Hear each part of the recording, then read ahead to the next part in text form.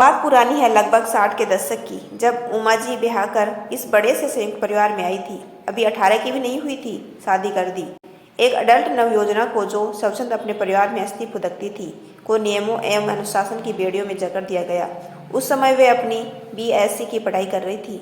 उन दिनों छोटे कस्बों एवं गाँव में स्त्री शिक्षा न के बराबर थी, सो वे परिवार में शिक्षित होने के कारण अजवा बन गई। तरह तरह के कयास उनके बारे में लगाए जाते। कोई कहता कि घर का काम नहीं करेगी, तो कोई कहता खाना बनाना नहीं आता होगा। कोई रिश्तेदार बोला कि देखना, अब ये पढ़ी लिखी बहू ले तो आए हो, घर चौपट कर देगी। माँ जी यह सब सुन सुनकर सोचती, ऐसा क्या मैं कर दूं जो उनके विचार मेरे प्रति इतने गलत हैं। पढ़ी लिखी हूँ, शहर से हूँ, कोई दूसरे ग्रह से तो नहीं आई हूँ तो मैं पृथ्वीवासी।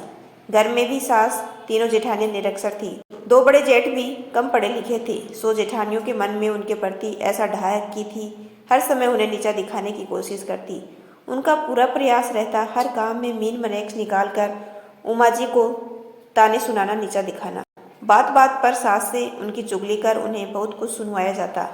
खैर समय के पन्ने फड़फड़ाकर उड़ते गए। वे 3 बच्चों की मां बन गई। जेठानियां भी अब अपने बच्चों की शादी ब्याह कर बहुओं और दामादों की सास बन चुकी थी। अब वे अपने परिवार में सास के पद पर आसीन थी, सो उन्होंने अपनी सास को इग्नोर करना शुरू कर दिया। जेठ जी जो माँ को साथ बैठाकर खाना खिलाते थे, वे अब बिस्तर पर थे। मौके का फायदा उठा जेठानी अब उनसे पुराने दिए गए घावों का बदला सा ले रही थी।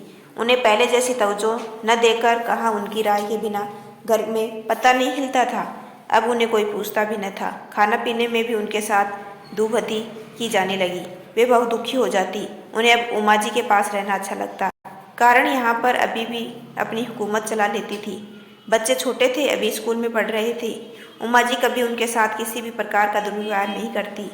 साथ ही डाइनिंग टेबल पर बैठाकर खाना खिलाती, दवाई वगैरह देने का पूरा ध्यान रखती। उन्हें अस्थमा था, तो वे ज़्यादा देर खड़ी नहीं हो पाती, चल फिर नहीं पाती। उमा जी उन्हें नहलाती, कपड़े पहनने में सहायता करती, कंघा करती। उनसे पूछकर मनपसंद सब्जी बना देती। दही खाना उन्हें मना था, किंतु मांगती, न देने पर नाराज हो जाती। उमा जी उन्हें समझाती कि दही खाने से आपकी खांसी बढ़ जाती है, पर वे लेकर मानती। फिर रात को खांसी उठती, तब उमा जी ही उठकर उनकी पीठ पर हाथ फिराती, पानी लाती, दवा देती। वे नौकरी में थी, तो सुबह उन्हें जल्दी उठना पड़ता। सारा दिन वे चक्कर घन्नी सी घूमती रहती।